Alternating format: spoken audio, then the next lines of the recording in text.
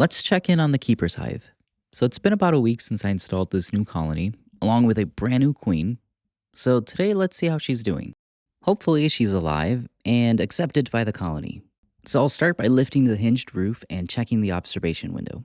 And right away, I'm seeing a lot of activity around the queen cage. Let's remove the glass panel and take a closer look. So I'll remove her cage. I want to make sure the bees actually released her. Because sometimes, if they don't accept a new queen, they'll just leave her in the cage to starve. But here it looks like the candy plug's been chewed through, so she was released. They even started building comb right under the cage, which is pretty common. Some queens will start laying in that new wax the moment they're out. But I'm not seeing any eggs here, so let's keep inspecting. So next, I'll lift out the frame guards to access the frames. And to make this easier, I'm going to add a deep box and set up my frame holder.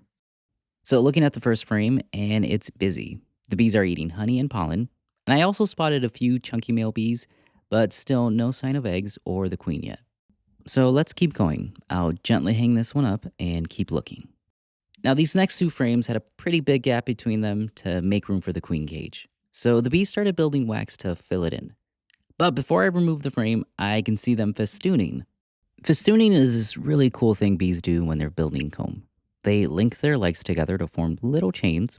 Now, we're not 100% sure why they do it, but the most common theory is that it helps them measure space before building comb. Sort of like scaffolding.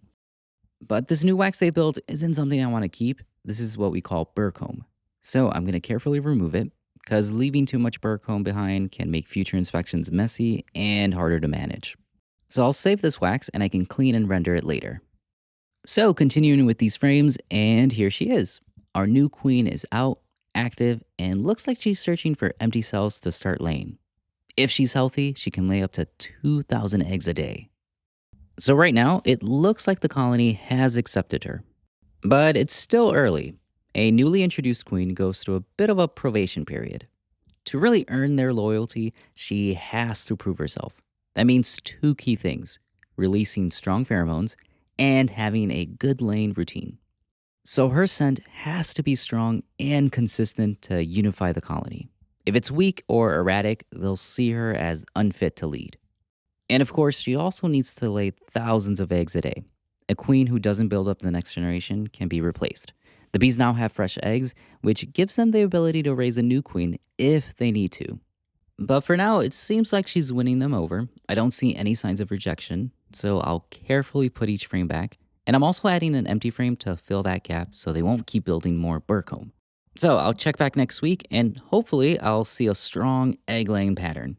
If everything looks good and she's fully accepted, I'll go ahead and give her a name.